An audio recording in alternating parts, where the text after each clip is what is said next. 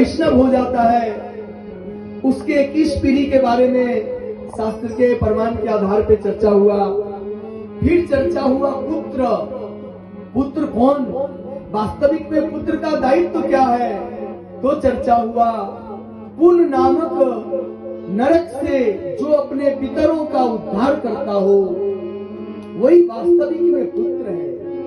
और वो कौन पुत्र कर सकता है? जो भगवान का भक्त होगा वही कर सकता है। जो भगवान का भक्त नहीं होगा वो कभी भी अपने पितरों का उद्धार तो क्या, वो अपना उद्धार ही नहीं कर पाएगा तो पितर को तो क्या करेगा? तो भगवान की बहुत कृपा है कि यहाँ पे अब निरंतर सत्संग होने लगा।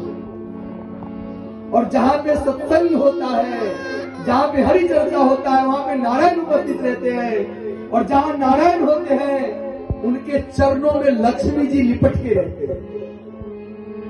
वो भी याद रखना चाहिए। लक्ष्मी वैसे तो चंचला है, वो कहीं स्थिर नहीं हो सकती, लेकिन लक्ष्मी को अगर परमानेंट करना हो और स्थिर करना हो तो एकमात्र उपाय है कि नारायण कैसे भी वहां रहे, उसका उपाय करना चाहिए। नारायण रहेंगे तो लक्ष्मी जी रहेंगे। अब बिना नारायण वाला लक्ष्मी सारा संसार चाहता है। वो लक्ष्मी कौन से गेट से आएगी? क्योंकि उल्लू पे बैठ के आएगी, और उल्लू बना के कौन सा गेट से निकल जाएगी मालूम नहीं पड़ेगा। लेकिन अगर वो अपने पति देव के साथ आएगी गरुड़ पे बैठ करके, तो वो उनको छोड़ के कहीं नहीं जाएगी। वो वही होती है जहां नारायण होते हैं। तो भगवान की कृपा है कि कृष्ण कथा होने लगा है। असीम कृपा है भगवान की। अब भगवान कहते हैं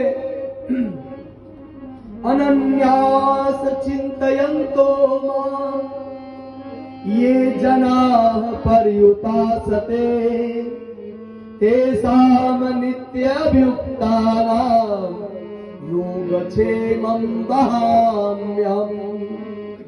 अनन्यास चिंतयन्तो मां ये जनाः पर्युपासते तेषां नित्यभियुक्तानां योगक्षेमं वहामि अहम्। भगवान कहते हैं कि जो भी व्यक्ति अनन्य भाव से मेरी सेवा करता है, मेरी पूजा करता है, मेरा चिंतन करता है, उसकी योगक्षेम वहन मैं करता हूं। माने योगक्षेम माने जो उसके पास नहीं है वो मैं उसको प्रदान करता हूं, और जो उसके पास है उसकी मैं रक्षा करता हूं। योगक्षेमं वहामि